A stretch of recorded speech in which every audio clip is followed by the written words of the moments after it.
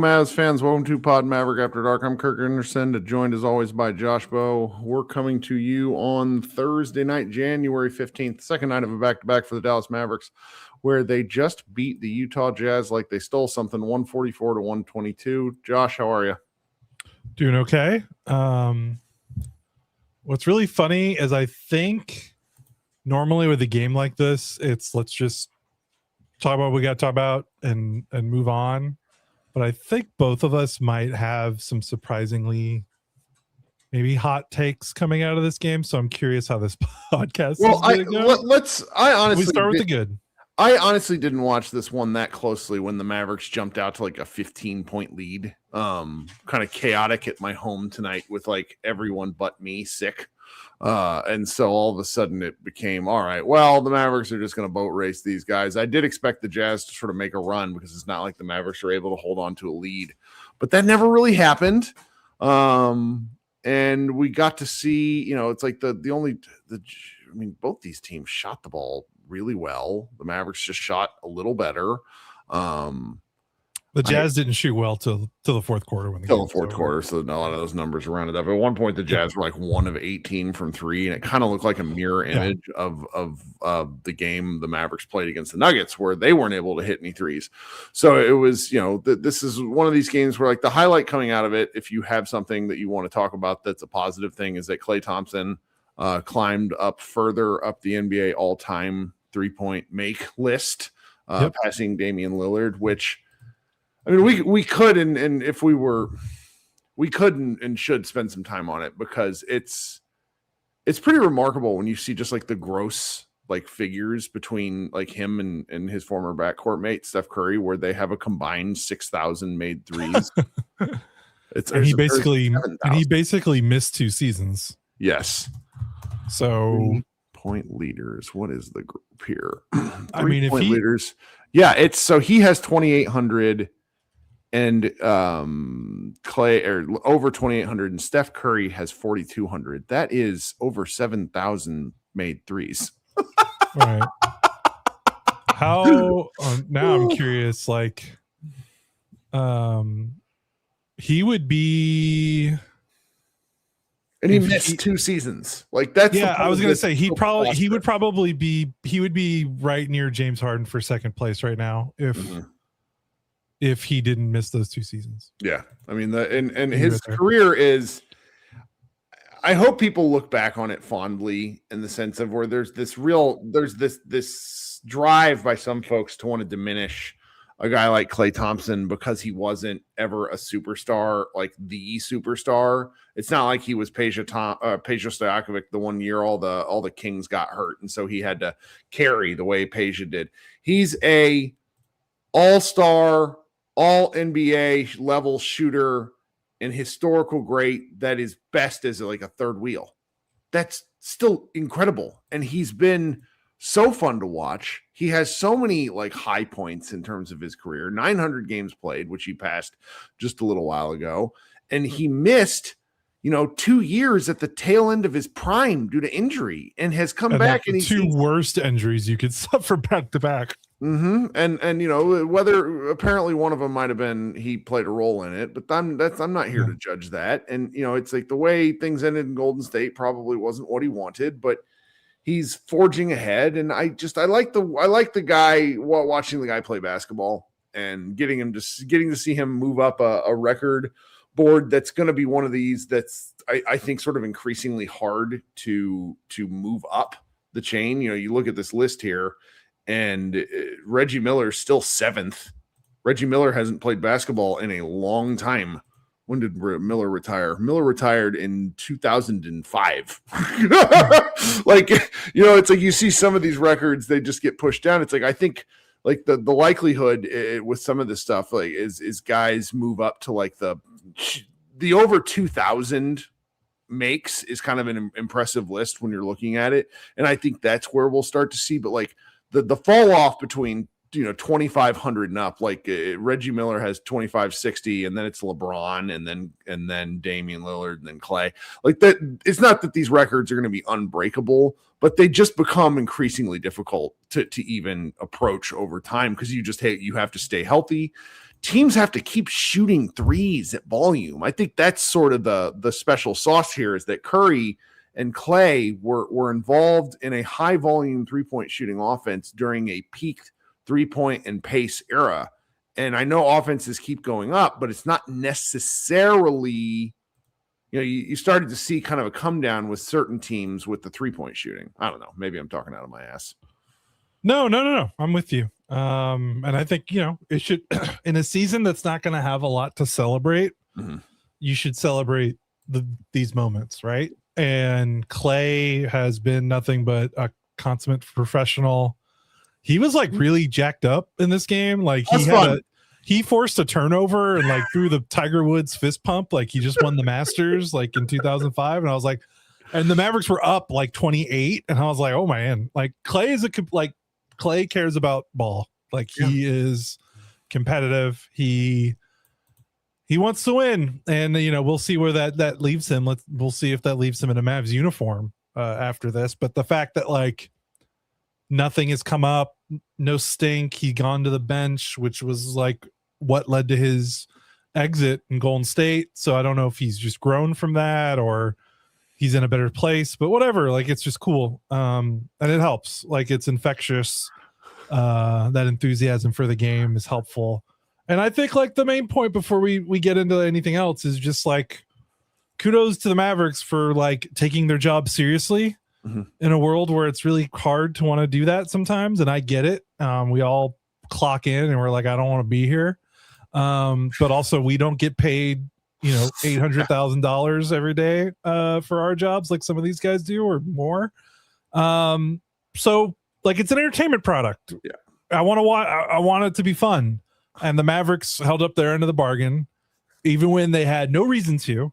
Yeah. I mean, you look at this lineup; it is absurd. They played 3 two-way guys. The two-way guys. Did the two-way guys all play? Yeah, the 3 two-way guys all. Everyone played at least 20 minutes in this game. So 3 two-way guys and a 10-day contract guy. So that's 4 players that are like you're literally scraping the bottom of the barrel. Those guys all played over 20 minutes and I mean, everyone had a good game, but those guys all had a good game. Jeremiah Robertson Earl got signed today. He was with the Legends and he scored 12 points in 22 minutes. Like this team, say what you will, when we said it all year, they play hard.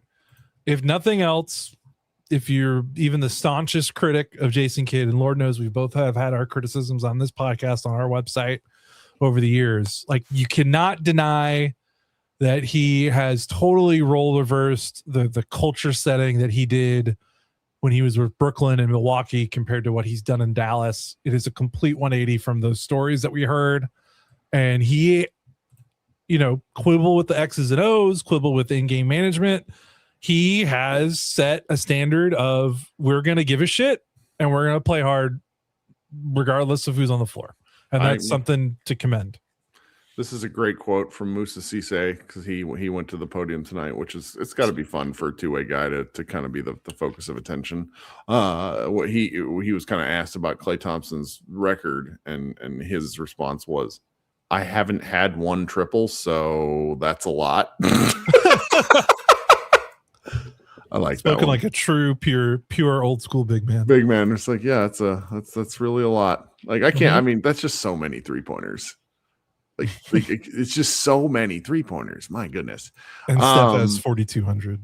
Right, which is just a riot when in comparison. Yeah, so the Mavericks jumped out to a big lead. They were without PJ Washington and D'Angelo Russell. Probably the right call to not play PJ Washington. He just doesn't look right. Gafford didn't play too, which is and Cooper. Cooper not playing, I think, is probably more precautionary more than anything else. They had to. He could not have played tonight. He was, and I suspect he plays Saturday. Yeah.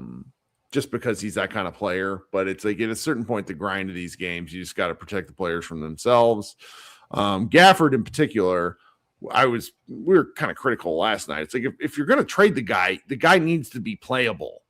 And so it's like he keeps going out and hurting himself. And if you feel confident that you can beat this Jazz team, then go ahead and let him sit. And they had another really hilarious Caleb Martin game. 14 points, 5 rebounds, 6 assists, and 3 steals. Just really, I wrote a tongue-in-cheek paragraph in my recap for the Nuggets game about how, NBA GMs need to seek this guy out. But there's got to be something to be said about return to form. The only real parts of this game that made me laugh is Ryan Nembhard really can't shoot. Jaden Hardy really can't shoot. He took 13 3-pointers. That Jaden Hardy game was pretty funny. He got him up, man. That is a man who knows.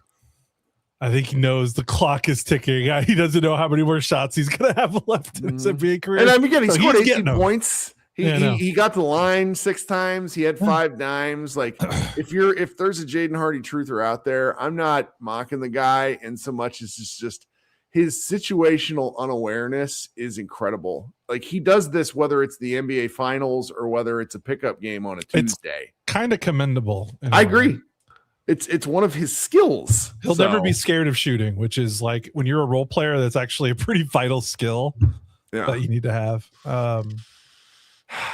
Well, all right, let's take a break and we'll come back and we'll talk about the other stuff we want to talk about, and then we'll get on out of Dodge. I'm not going to do a Mavs party tonight. This game was not it for me. I don't really want to talk about it any more than we have to.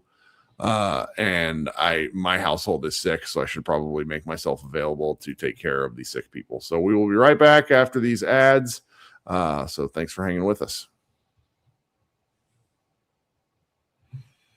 All right. And in case you didn't know, which you probably do, the ways to support us are listening to those ads, spreading the news about the show. And if you are feeling super generous after Seats for Heroes night, there is a donation button in our tabs, but by no means don't make that tonight. This game was not worth giving us anything over. It's just I mean, on the one hand, it's really cool that the Mavericks are 17-2 on these Seats for Soldiers. Yeah, it obviously matters. Yeah. It matters a great deal. I like seeing the guys in the crowd and all that sort of stuff is fun. But this game was not it for me, I'm frustrated. I want to hear you talk about it. I mean, this was an embarrassment. This should be embarrassing to the league. Mm-hmm. Should be embarrassing to the Jazz. If you're a part of this organization, the Jazz didn't play Kevin Love or Nurkic or who's the other guy that they didn't play? My God, I don't think I could pronounce his name. If you gave me 8,000 times, Sivi Maya. Oh my God, the guy, a 2nd round pick out of Kansas from 2008. Does he even play? Is he just? Yeah, he does play. He's been playing for them, averaging 9 points a game. So he's a decent rotation guy for them. And Markkanen was out. I think he was out with illness, which is the biggest, and it's you watch the timeline and they're just, the Jazz reporters are flat out making fun of this. Yeah. It's pretty, Nurkic was out just to be out. He's not hurt. It's an embarrassment.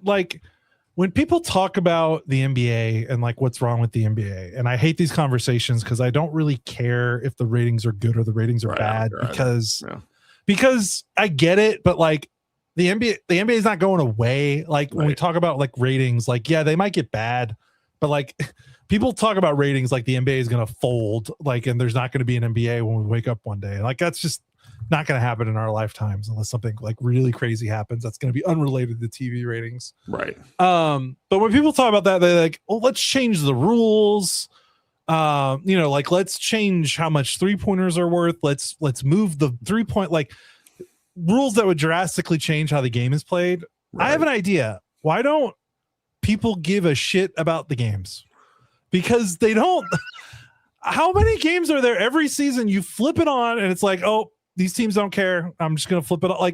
If we didn't have to do this for work, we wouldn't have watched. We maybe would have turned on for the first 5 minutes and be all right, boop. We're not going to watch anymore. Great for the Mavs. Again, I respect that they're doing the opposite of what I'm ranting about. They actually care and they actually try.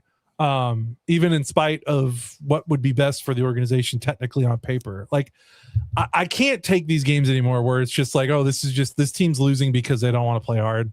And I don't know, rose tinted glasses. I'm sure this happened a lot when we were kids in high school. I just didn't care because I wasn't noticing it. But like, it's all connected. Like these young guys are coming into the league with bodies that are more broken than the guys that we watched in 2005 because of what's happening with like youth sports. And there's been a lot of reporting, a lot of data on the miles that these young players have, which is leading them getting into the NBA. And then you have to do load management and you have to rest them.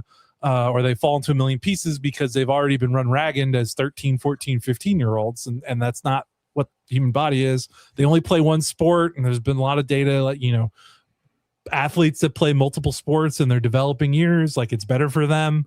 And it's just led to this product where there's so many games. And I feel like you can count like 10 of each team where it feels like these matter.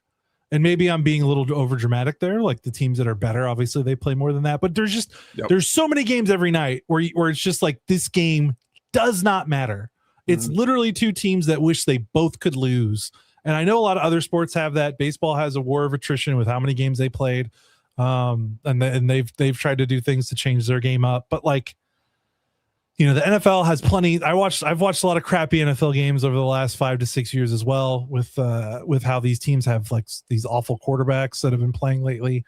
I don't know what the answer is, but like there just has to be some shame and pride. It's too early. Yeah. January 15th. It's not even February 1st. Right. I understand. And I've listened to all sorts of proposed solutions and you couldn't be more right. We have, I think you and I were quite right. Once Anthony Davis got hurt the first time, we were kind of reasonably dreading this season. And I think, I don't want to act like we've been rewarded, but it's not been near as shit as I thought it would be just because the Mavericks play hard. And we have something to talk about. I would say 9 out of every 10 games. We really don't have to, even if they lose 9 of those 10 games. Right. There's some there's some basketball that's interesting that we want to talk about or build upon, or there's some conversation. This game tonight was not worth my time. And if it's not worth my time as a podcaster and a content creator, it is certainly not worth your time as a consumer. And I again, I'm like you. I don't know the fix, but this, you got people that are talking about ethical versus unethical tanking, that sort of stuff. And I don't know where I fall on the basketball gods and luck and chance and all that stuff. I facilitate day to day, quite candidly. But I will say I would rather watch what the Mavericks are doing and have done than what the Jazz are doing and will do. So, and I think it matters. Yeah. I don't think losing is a very powerful stench that is hard to wash off. And the Mavericks are losing a lot of games, but they're also trying to win. And I can't say the same about the Jazz, at least in this game. I mean, they gave up. The Mavericks almost scored a franchise record in regulation. They were 5 points off from tying the record. They were 6 points away from setting a franchise record for points scored in regulation. And you look at this lineup that they played, and it's no disrespect to the Mavericks players at all, but like, how can you, if you're on the Jazz team, like, do you have any pride? Like, it's insane. Like, you're telling me a starting lineup of Dwight Powell, Caleb Martin, Najee Marshall, Brandon Williams, Jaden Hardy, that starting lineup is going to lead to 144 points in regulation? Incredible. Like, and that's going to be the bench is Nimhard 2-way, Miles Kelly 2-way, Jeremiah Robinson Earl literally 10-day signed off your G League roster, Musa Cisse 2-way, Clay obviously great player, all timer, had a great game, but he wasn't the only one that had a great game tonight. Like like this is a Mavericks team that is awful. Like on offense, they're one of the worst offensive teams in the league, and that's when they're fully healthy. 60 bench points. Thanks for that. 41-31. They made 19 3-pointers and still had 58 points in the paint. Like, It is shocking. Like, this Jazz effort is literally, I think it's one of the most embarrassing efforts I've seen from an NBA team in the last 10 years. Obviously, teams have lost by more. The Jazz lost by 55 a week ago, but you have to look at the opponent. Like, it is insane that they gave up 144 points to this Mavs team tonight. And I think you and I are particularly salty in regards to this, as should all Mavs content creators, because in 2023, the Mavericks sat Luka for 2 games, only one of which actually mattered, in order to and only kind of mattered, by the way. It was in order to try to hold on to the 10th pick in the draft. And there was, and still is, a fuck ton of consternation about that versus what we're like. The Jazz are going to do this. Like, they're going to do it again on Saturday. Yeah. And there's just, their owner is a gorillionaire. He's one of the richest people, and he doesn't care. He'll take the hit. And then, it's maybe one day the Mavericks will be in the position where we're kind of making the argument for why they should do this. I doubt we're going to be podcasting at that point, quite candidly. But I don't like feeling as if my time was wasted, because there's lots of stuff I would like to do. I mean, we were going to talk, like, we won't mention it because it's not that funny, but it's like I wanted to talk to Josh about how I got killed in Arc Raiders within 3 minutes, and was like, is this game for me? But it's like very similar watching the first 3 minutes of Jazz Mavs. I'm like, is this for me? Like, what in a cornucopia of choices, the product has to be reasonable. There's too much inventory.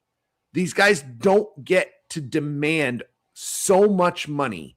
And I mean the organizations, the NBA Everyone, as a whole, not the players. Like the entire NBA doesn't get to say we deserve or we need this money, and then a fourth to a third of the product is garbage. Right. Yeah. And like the Jazz, this is what, their 4th straight season of doing this.